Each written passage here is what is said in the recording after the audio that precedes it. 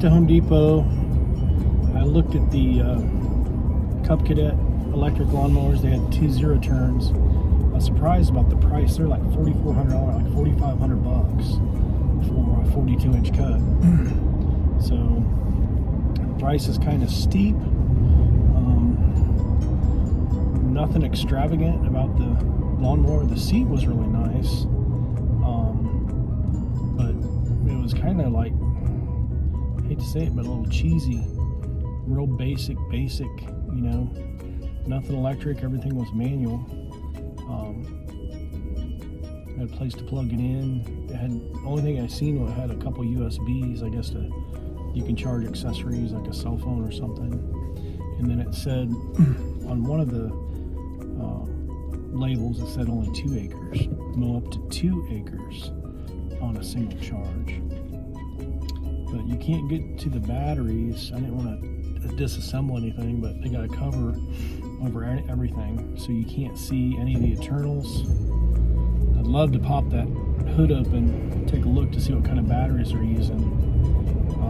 They do have 2 electric motors underneath, and they look like they're kind of exposed. I think they're hooked up to some type of, I don't know what it is, like a differential or something. So they're not, I don't think they're direct drive.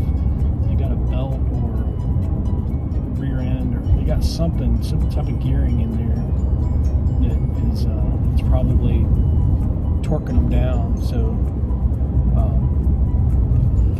you know, the gear ratio would be probably too too crazy if you hook the motors up directly. So I don't know how they're gearing them, but they are pretty cool, good design. But the motors are exposed to the elements. So it rains here in Florida a lot, it gets pretty swampy, and I know a lot of people will go through the mud and the water.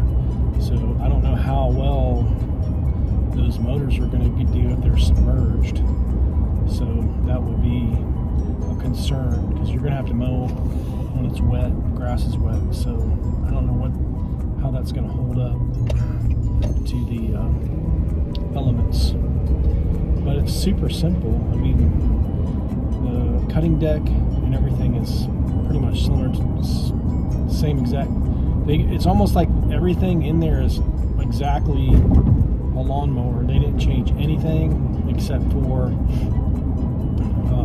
how they drove the wheels, and they don't have a motor. It's just a big battery pack where the motor goes. But you can't tell how big the battery is because they got this big plastic molding all around it. But it's just way too expensive. I think for $4,200 or $4,500, you could get a massive gas-powered mower. You could get a professional gas mower, I'm pretty sure, because the Toro had one for like $3,000. It was like a time saver. So I know for another $1,500, you'd probably be able to get an entry-level Gravely for that 42-inch cut or better. Maybe even a Pro Prices definitely need to come down, but I'm glad they have options now. I'm not sure how long that thing's going to last, because it's the first one they made, and the exposure, I'm just worried about the exposure of the motors. If they're it'd be cool if you could submerge them and you wouldn't have a problem. I don't know if those batteries are watertight or not, but other than that, I think that thing will last a long time.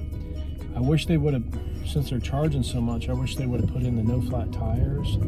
If you would put no flats on there all the way around, the electric motor, and they were submergible,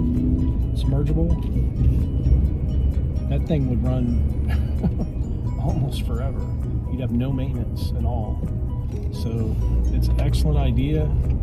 I just think they need to tighten up a few things and bring the price down a little bit, just to make it somewhat comparable, and which is going to happen in the next 2 or 3 years, because this is the first one. Once they get those prices comparable to a regular gas mower or cheaper, and then they put some more quality parts on there, like the no flat tires, I think it's game over, because most people don't have a 2-acre lawn.